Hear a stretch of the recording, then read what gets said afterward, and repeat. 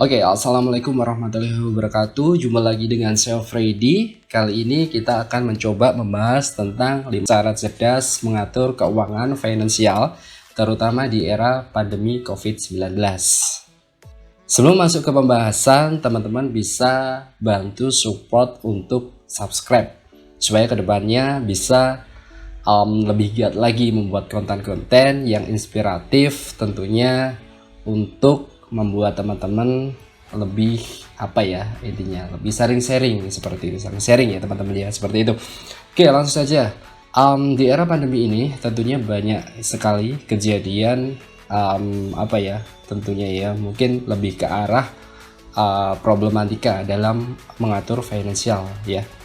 Jadi banyak yang namanya pegawai di cut off ya kan. Kemudian selain itu juga banyak beberapa pegawai yang kesusahan dalam mengatur finansial seperti itu. Tentunya kita di era pandemi ini harus bisa saling mengingatkan, terutama untuk safety ataupun membuat simpan ya, terutama dalam segi finansial biar kedepannya itu bisa teratur seperti itu. Oke, pandemi COVID-19 membuat kondisi keuangan hampir seluruh lapisan masyarakat di Indonesia menjadi tersendat seperti itu teman-teman. Kemudian banyak pengeluaran tidak pasti yang harus dibayar seperti itu. Kemudian sementara pemasukan semakin menipis karena potongan gaji ataupun PHK seperti itu untuk yang pegawai. Kemudian yang saya informasikan, teman-teman bisa benar-benar memikirkan cara mengatur keuangan yang tepat supaya kondisi finansial tidak terpuruk gitu ya. Kemudian menanggapi hal ini ada beberapa tips yang saya informasikan di awal tadi, yaitu 5 tips bagaimana kita bertahan untuk mengatur keuangan pribadi di era new normal. Oke, seperti yang saya informasikan dari awal tadi teman-teman ya, banyak sekali kejadian di mana teman-teman milenial khususnya itu sangat kesusahan untuk safety finansial ataupun keuangan ya. Biasanya teman-teman lebih produktif untuk membuat keuangan itu semakin menipis karena adanya teman-teman mengeluarkan di mall seperti itu. Misalnya membeli barang-barang yang kurang konsumtif ataupun barang-barang yang kurang diperlukan. Contohnya apa? Contohnya adalah membeli baju gitu, karena sudah ada baju teman-teman membeli seperti itu. Itu biasanya sering terjadi sih. Selain itu juga beberapa yang saya temui yaitu mengeluarkan hal-hal yang kurang bagus, yaitu biasanya membeli sesuatu yang kurang bermanfaat. Contohnya apa? Membeli barang-barang yang sudah punya namun beli lagi dan beli lagi. Fungsinya untuk apa? Biasanya sih lebih ke arah gaya hidup, pola hidup yang kurang bagus gitu. Itu sih biasanya yang sering terjadi. Oke, kita yang pertama yaitu tinjau ulang kondisi keuangan gitu ya teman-teman ya. Cara mengatur keuangan di era new normal ya. Yang pertama adalah meninjau kembali kondisi keuangan setelah pandemi dan pasca pandemi gitu. Adanya pandemi ini tentu membuat keadaan keuangan teman-teman mengalami banyak perubahan gitu. Misalnya saja berkurangnya pendapatan bulanan dan peningkatan pengeluaran gitu. Contohnya apa? Kita review ulang lagi. Jadi sebelum pasca pandemi, tentunya teman-teman itu mengeluarkan uang biasanya kan lebih banyak, cuma ada safety seperti itu ya. Kemudian ketika pandemi itu biasanya pendapatannya berkurang dari yang sebelumnya seperti itu. Jadi maksudnya gaji teman-teman ya, gajinya biasanya ada penurunan variabelnya gitu. Jadi yang tadinya ada lemburan dan sebagainya, ketika ada pandemi itu teman-teman lemburannya tidak ada, sehingga untuk informasi kapasitas dari keuangannya itu turun gitu. Nah, gimana caranya? Yaitu tadi mereview kondisi keuangan, jadi ditinjau ulang. Jadi teman-teman harus bisa memilah mana yang perlu kita keluarkan dan mana yang tidak gitu. Jadi lebih ke arah inspirasinya teman-teman bisa melogika ya kan. Artinya gini, kalau misalnya teman-teman itu dalam 1 bulan katakanlah gajinya itu 4 juta lah, kita ambil 4 juta gitu ya.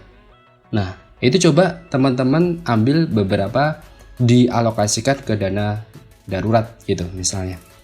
Jadi adapun beberapa dalam 4 juta itu teman-teman bisa menyimpan beberapa dialokasikan untuk dana darurat. Nah itu teman-teman simpan. Kemudian yang kedua gitu ya teman-teman ya. Jadi teman-teman bisa untuk mengalokasikan sedemikian rupa sehingga teman-teman bisa mendapatkan pemilah, artinya meninjau uang yang dulu sebelumnya habis sekian, jadi di yang baru ini teman-teman habisnya sekian gitu. Jadi teman-teman bisa untuk mencoba mereview ulang hingga akhirnya teman-teman bisa mendapatkan goals dalam mengambil keuangan tersebut gitu. Kemudian tips yang kedua, mengubah perubahan pengeluaran. Jadi yang sebelumnya di new normal, new life, saatnya untuk meninjau ulang anggaran pengeluaran teman-teman. Jadi perubahan kondisi inilah yang membuat kita bisa lebih bijak ataupun lebih memikirkan matang-matang.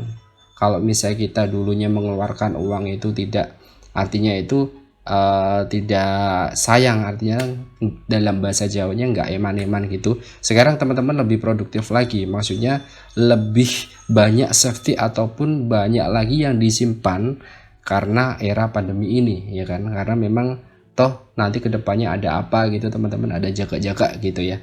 Jadi intinya perubahan pengeluaran teman-teman dicat di ini ya, di perubahan pengeluarannya itu dicatat bener-bener gitu ya. Kalau misalnya teman-teman punya catat berupa digital itu lebih bagus lagi, ataupun kalau misalnya teman-teman masih manual ya itu dicatat beberapa, misalnya income-nya 4 juta itu dirincikan betul-betul.